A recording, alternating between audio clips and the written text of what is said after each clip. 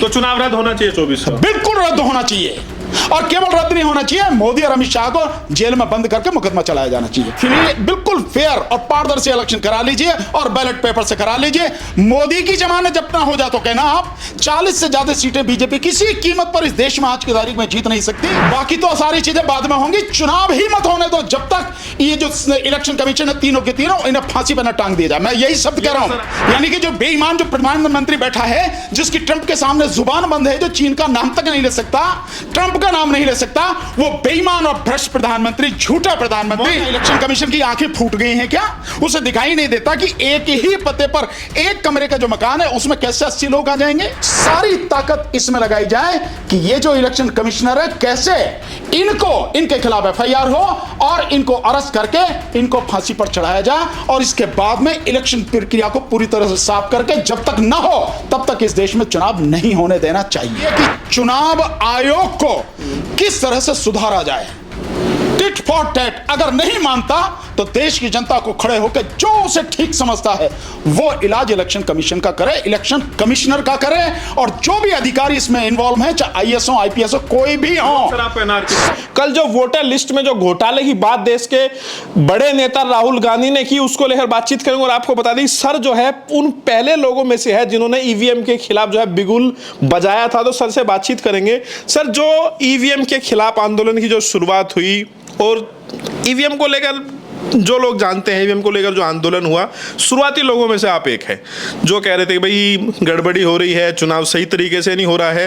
लेकिन अब तो एक नया ही खेल निकल के आया है, वो है वोटर लिस्ट में घोटाले का। तो सर, ये ईवीएम में गड़बड़ी थी या फिर ये वोटर लिस्ट में गड़बड़ी थी? क्या है ये पूरा खेल? आपको क्या समझ में आ रहा है सर? ये ईवीएम में भी गड़बड़ी है और वोटर लिस्ट में तो गड़बड़ी, अब सबूत सामने है। तो मैं समझता हूँ कुछ कहने के लिए रहा नहीं है जब सबूत सामने आ गए हैं। हाँ। आपको ध्यान होगा, आपने हमें कई बार कवर किया है आंदोलनों में भी, और कई बार आपने हमारी बाइट वगैरह ली हैं। तो हमने उस समय भी ये बात कही थी कि ईवीएम के साथ साथ बीजेपी कई तरीके से बेईमानी करती है। एक ये है कि अपनी वोटें बढ़वाती है और जो उसके विरोध में वोटें हैं उन वोटों को कटवाती है। सर, ये तो हर पार्टी करती है जहाँ चुनाव होता है। जो लोकल लीडर होते हैं वो वोटों को जुड़वाने का काम करते हैं, जो भी उसका वोटर होता है। तो सर, वोटें जुड़वाना एक अलग बात है। हाँ। वोटें जुड़वाना, सपोज आप 18 साल के हो गए, आपकी वोट जोड़नी है, ये एक जेन्युइन काम है, आपकी वोट जुड़नी चाहिए। लेकिन सर, जुड़वाना एक सही बात है। आप भी लोकसभा चुनाव लड़ने में आप खुद आप लड़ने भी जा रहे थे।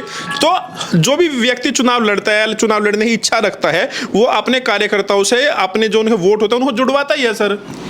वो बिल्कुल सही बात है कि आप अपने वोट जुड़वा रहे हैं, लेकिन आप फर्जी वोट जुड़वा रहे हैं।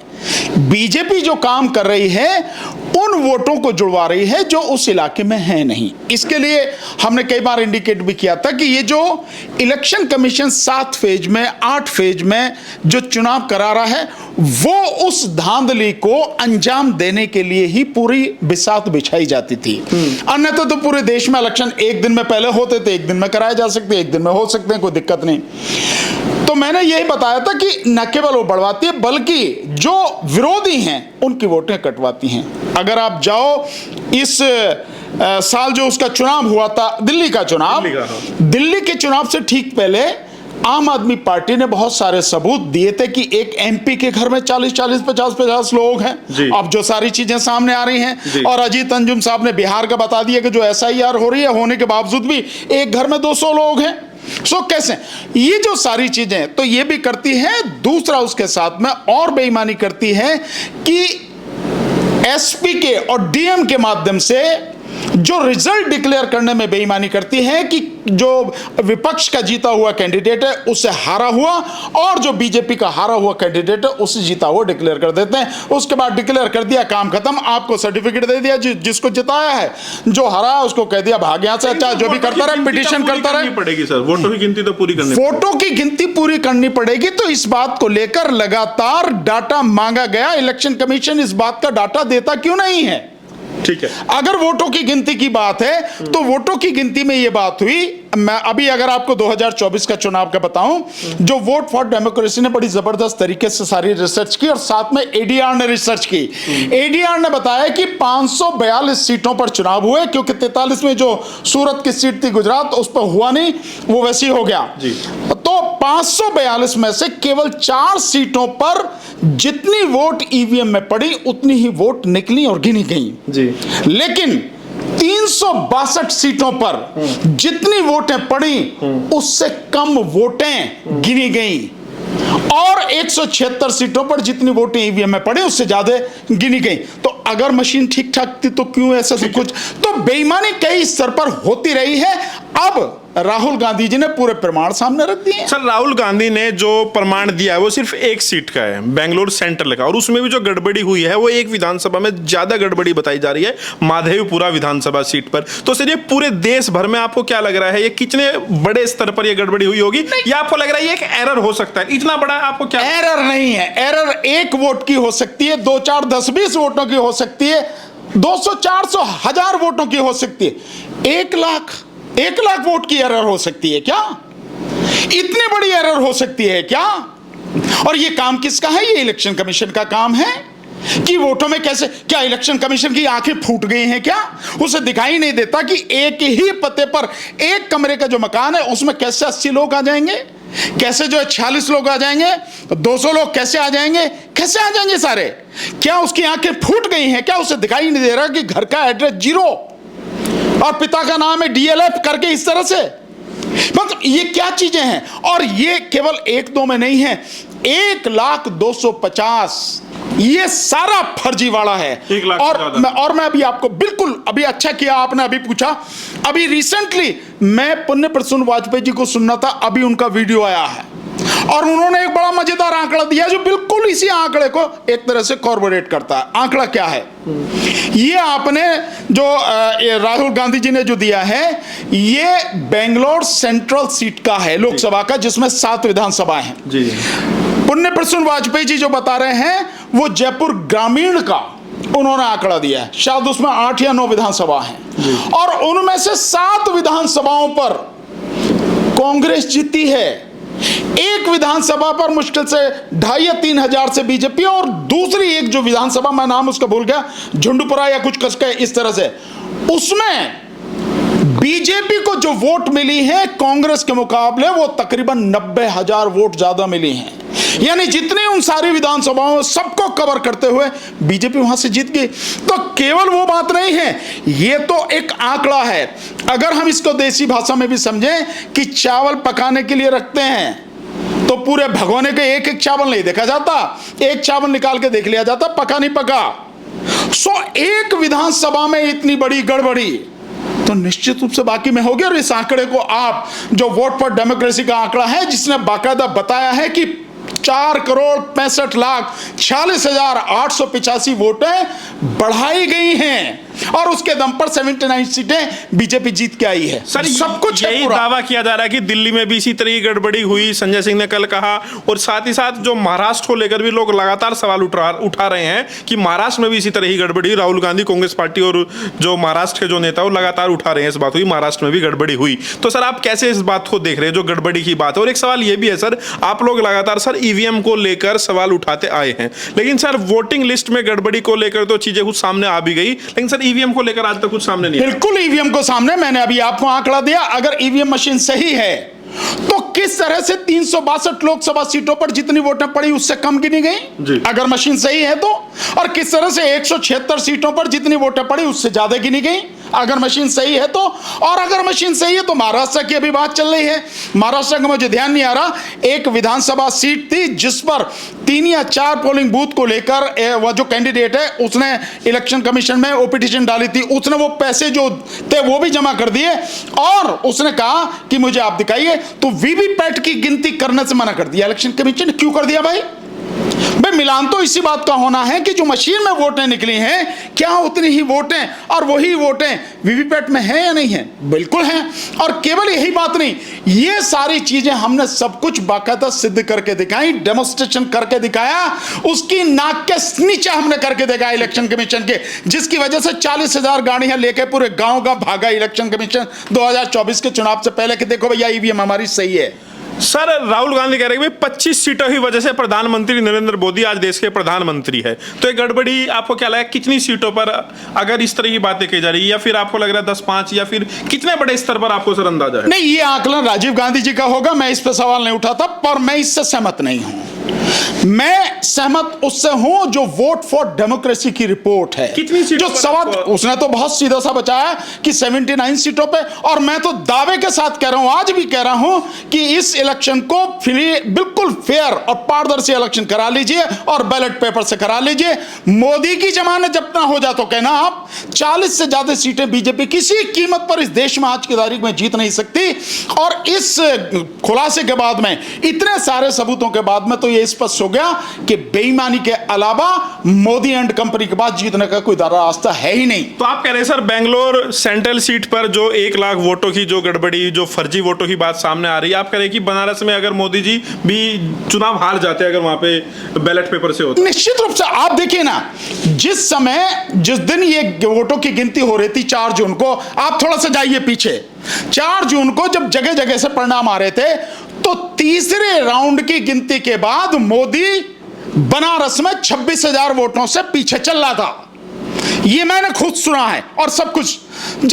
और उसके बाद में वोटों की जो गिनती, या यूं कहिए कि वोटों का अनाउंसमेंट, वो बंद कर दिया गया। शाम को आया कि मोदी 1.5 लाख से जीत गया।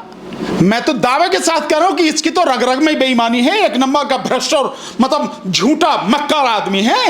अगर बैलेट पेपर से चुनाव हो जाए तो ये क्या कितनों की, इनके बीजेपी वालों की जमानत जब्त हो जाए। सर आपको क्या लग रहा है, कहा जा रहा है ये मामला अगर कोर्ट में जाता है, कई लोग ये भी कह रहे हैं कि चुनाव जो है रद्द होना चाहिए। अगर इतनी भयंकर गड़बड़ी, अगर 1 लाख वोट फर्जी वोटे हैं, तो फिर फ्री एंड फेयर इलेक्शन की बात तो बेईमानी होगी। नहीं, इलेक्शन का मतलब मैं तो बहुत सिंपल से कह रहा हूं। मैं तो कल एक चैनल पे कहा कि अब जो काम करना चाहिए, अब केवल एक काम करना चाहिए कि पूरे देश की जनता को गांव गांव, शहर शहर, गली मोहल्ले जाके जगाओ, सबको बोलो सड़क पे आओ, सबका अधिकार खतरे में है। और 120 करोड़ की आबादी जिसकी जिंदगी जहन्नुम बना दी इन बेईमानों ने, उनके खिलाफ लड़ो, और बाकी तो सारी चीजें बाद में होंगी। चुनाव ही मत होने दो जब तक ये जो इलेक्शन कमीशन है, तीनों के तीनों, इन्हें फांसी पर न टांग दिया जाए। मैं यही शब्द कह रहा हूं। अति हो गया। बिल्कुल अति नहीं है, ये बहुत कम सजा है, ये बहुत कम सजा है। नहीं तो केवल ये तीनों इलेक्शन ऑफिस जो इलेक्शन कमिश्नर हैं, इनके साथ साथ में वो तमाम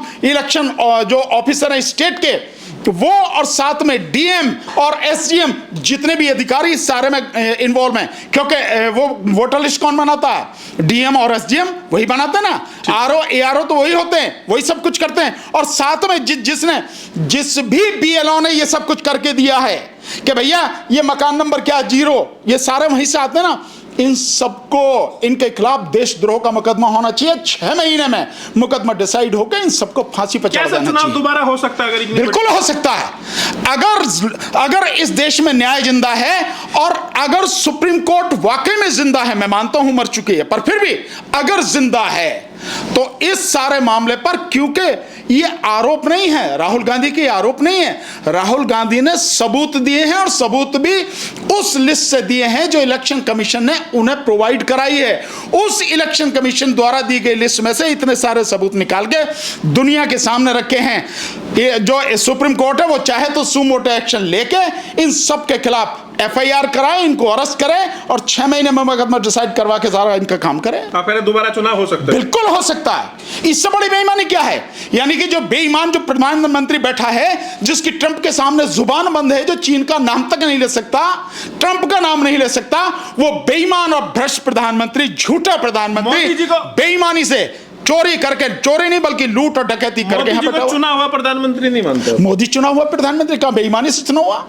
मोदी चुनाव हुआ कहां? मोदी तो इस देश की जनता को चूना लगा के इस सीट पर बैठा हुआ व्यक्ति है। सर मेरा एक व्यवहारिक सवाल आपसे है, क्योंकि सर आप गांव देहात से भी जुड़े हुए हैं। कई बार जब सर कोई व्यक्ति गांव से शहर आता है नौकरी की तलाश में, तो दूसरी जगह चला जाता है, तो कई बार ऐसा होता है कि वो वोट जो गांव में भी उसकी वो वोट आ जाती है और शहर में भी वोट आ जाती है। तो सर इस तरह का जो मिस्टेक है वो सर हो जाती है। आपने भी शायद इसको अगर एक्सपीरियंस किया भी होगा, ऐसा तो सर होता है ना सर? कितनी मिस्टेक होगी? मैं फिर वही बात कर रहा हूं। होता है ना सर? मैं मानता हूं आपकी बात, ये मिस्टेक हो सकती है। नंबर 1, अगर ये मिस्टेक हो रही है और इसे पकड़ नहीं पा रहा, तो ये जिम्मेदारी इलेक्शन कमीशन की है, किसी और की नहीं है। ये काम इलेक्शन कमीशन का है और इलेक्शन कमीशन के पास तमाम संसाधन है। हम SIR कर रहे हैं इसीलिए हो रहा है। काहे के SIR कर रहे हैं? SIR कर रहा है इस देश में ये जो चोरी पकड़ी गई है इससे बच के बीजेपी को कैसे जिताया जाए। और SIR जो हो रही है वो SIR one nation one election को इसके साथ में मिला के देखो, 2029 की तैयारी हो रही है और देश के संविधान को पूरी तरह से खत्म करने के लिए ये सारा काम हो रहा है। SIR ये नहीं हो रही, SIR देश के संविधान को खत्म करने के लिए और देश के संविधान में जो अनुच्छेद 368 है उसके माध्यम से जो संशोधन की प्रक्रिया पूरा उसको उससे 400 सीटें लाके संविधान को खत्म करके मनुस्मृति लागू करने के लिए ये सारी कवायद हो रही है। सर, जो कहा जा रही है जो फर्जी वोटें हैं, जो एक व्यक्ति दो जगह वोट है, जो इस तरह के जो आरोप लग रहे हैं, तो ये तो बीजेपी के लोग भी यही कह रहे हैं कि राहुल गांधी की बात से अब इस बात को प्रूव हो गया कि गड़बड़ी हो रही है, तो अब SIR के जरिए ये सारी चीजें निकल के आ जाएगी। SIR के माध्यम में होना चाहिए ना पूरे देश में। लेकिन जो बिहार में आ रहा है, अजीत अंजुम जी के एक सवाल का जवाब है इलेक्शन कमीशन या मोदी एंड कंपनी, ये पूरी चंडाल चौकड़ी है, इनकी हिम्मत है जो जवाब दे सकें कि SIR जो तुमने कराई है और तुम्हारी जो ड्राफ्ट लिस्ट आई है उस ड्राफ्ट लिस्ट में 22 लाख लोगों को मरा हुआ घोषित करने के बाद भी मरे हुए लोगों की वोट SIR में ड्राफ्ट लिस्ट में है, उनके नाम हैं, उनकी वोट है। दूसरा, एक ही उसमें अजीत अंजुम जी ने बताया, दिखाया कि एक रूम में 200 लोग और वो भी अलग अलग धर्म के लोग, वो सारे पंडित जी भी उसी में हैं, मौलाना भी उसी में हैं और पासी जी भी उसमें, इससे अच्छा भाईचारा है। हाँ बिल्कुल। और वो घर कौन सा है? घर है या गांव है? पूरा खुला हुआ मैदान है जिसमें 200 वोट। ये सारी बेईमानी, सब कुछ पूरी तरह से ऊपर से नीचे तक इलेक्शन कमीशन को नंगा कर दिया है अजीत अंजुम ने और दैनिक भास्कर ने। लेकिन जो व्यक्ति गुलामी की पराकाष्ठा में डूब चुका हो पूरी तरह से, वो अपने मतलब उसका अपना कुछ नहीं होता, वो आका के आदेश पर करता रहता, चाहे पूरी तरह से खुद तबाह हो जाए, देश तबाह हो जाए। सर, बीजेपी के लोग ये कह रहे हैं कि जो विपक्ष है वो विपक्ष में रहते हुए अपनी जिम्मेदारी को नहीं निभा पा रहा है। हम लोगों ने तो मतलब 20, 30, 40 साल विपक्ष में रहे, कभी इलेक्शन कमीशन पे आरोप नहीं लगाया, कभी इलेक्शन कमिश्नर को नहीं धमकाया और विपक्ष में रहते हुए जिम्मेदारी को नहीं अदा कर पा रहे हैं। अब जो है नुक्ताचीनी हो रही है। इलेक्शन कमीशन अगर देश के संविधान को खत्म करने के लिए बेईमानों की टोली के साथ मिलकर काम करेगा तो इलेक्शन कमीशन को केवल धमकाने की बात नहीं है। मैं तो इससे एक कदम आगे कह रहा हूं, अगर नहीं सुधारा अपने आप को और इस देश की जनता खड़ी हो गई, उसके सामने सारी बेईमानी अब आ गई है, अगर किसी दिन इस देश की जनता खड़ी हो गई तो अपने पैरों की तले कुचलती हुई चली जाएगी, चाहे इलेक्शन कमीशन हो, चाहे मोदी और शाह या कोई भी हो। जनता से डरो, समझो जनता की ताकत का पता नहीं है, उस तोप तमंचों की जरूरत नहीं है, खड़ी हो जाती है तो उसके कदमों की आहटी सब खत्म कर देती है। सर, क्योंकि 2024 का जब चुनाव हुआ, आप खुद चुनाव लड़ने भी जा रहे थे, आपका टिकट भी हुआ, ये सर अब जो भी व्यक्ति चुनाव लड़ना चाहता है या चुनाव को लेकर जो सक्रिय व्यक्ति है उसको किन चीजों पर ध्यान देना चाहिए? वोटर लिस्ट, अब ये उसी का काम रह गया भाई, वोटर लिस्ट खंगाले, देखे कौन फर्जी है कौन असली है। और अब सर यूपी में विधानसभा भी चुनाव होने जा रहा है, तो उसको लेकर आप लोगों की क्या तैयारी है? क्या वोटर लिस्ट का भी ध्यान रखा जाएगा ईवीएम के साथ ही साथ? और अभी बिहार में चुनाव होने जा रहा है, तो सर एक राजनीतिक व्यक्ति होने के नाते आपका क्या टेक है सर? भैया, सारी चीजों को छोड़ के कि क्या करना क्या नहीं करना, एक ही काम करना चाहिए कि चुनाव आयोग को किस तरह से सुधारा जाए। टिट फॉर टैट अगर नहीं मानता तो देश की जनता को खड़े होकर जो उसे ठीक समझता है वो इलाज इलेक्शन कमीशन का करे, इलेक्शन कमिश्नर का करे, और जो भी अधिकारी इसमें इन्वॉल्व हैं, चाहे IAS हो, IPS हो, कोई भी हो, सर आप एनआरकी सबका, मुझे कुछ भी कह लो, मुझे क्या फर्क पड़ता है? कोई एनआरकी कहो, कोई मुझे तानाशाह कहो, जिसके जो मन में आता है कहो, लेकिन जो सच्चाई है मैं इसी शब्दों में बोलूंगा, यही शब्द हैं। अगर कोई ऐसा देश होता ना, कोई जो कानून उसका अपना है कि कोई बदमाशी करता है इसका हाथ काट दो और कोई वो गड़बड़ी करता है इसकी टांग काट दो, अगर ऐसे कोई देश में होता तो अब तक तो टांग देते इलेक्शन कमीशन को, पूरा लगा के खड़े करके चौराहे पे गोली से उड़ा देते। आगे लग रहा है सर निष्पक्ष चुनाव हो पाएंगे जिस तरीके ये हालात, विपक्षी लोग एक्टिव हो गए हैं, ये हालात इस देश में निष्पक्ष चुनाव की बात छोड़ दीजिए, पारदर्शी चुनाव की बात छोड़ दीजिए। मेरा तो बहुत सिंपल सा कहना है, आपके माध्यम से कहना चाहता हूं सभी विपक्षियों से, विपक्षी पार्टियों से, इस देश के सभी जागरूक लोगों से, समाज सेवकों से, सबसे यह कहना चाहता हूं, मीडिया के लोगों से, मीडिया आप जैसे साथी जो मीडिया के, सोशल मीडिया के, वो भांड मीडिया जो है ना, गुलाम मीडिया, उसकी बात नहीं मैं कर रहा, उनसे कहना चाहता हूं सारी ताकत इसमें लगाई जाए कि ये जो इलेक्शन कमिश्नर है कैसे इनके खिलाफ एफआईआर हो और इनको अरेस्ट करके इनको फांसी पर चढ़ाया जाए, और इसके बाद में इलेक्शन प्रक्रिया को पूरी तरह से साफ करके जब तक ना हो तब तक इस देश में चुनाव नहीं होने देना चाहिए। तो चुनाव रद्द होना चाहिए 24 का? बिल्कुल रद्द होना चाहिए, और केवल रद्द नहीं होना चाहिए, मोदी और अमित शाह को जेल में बंद करके मुकदमा चलाया जाना चाहिए।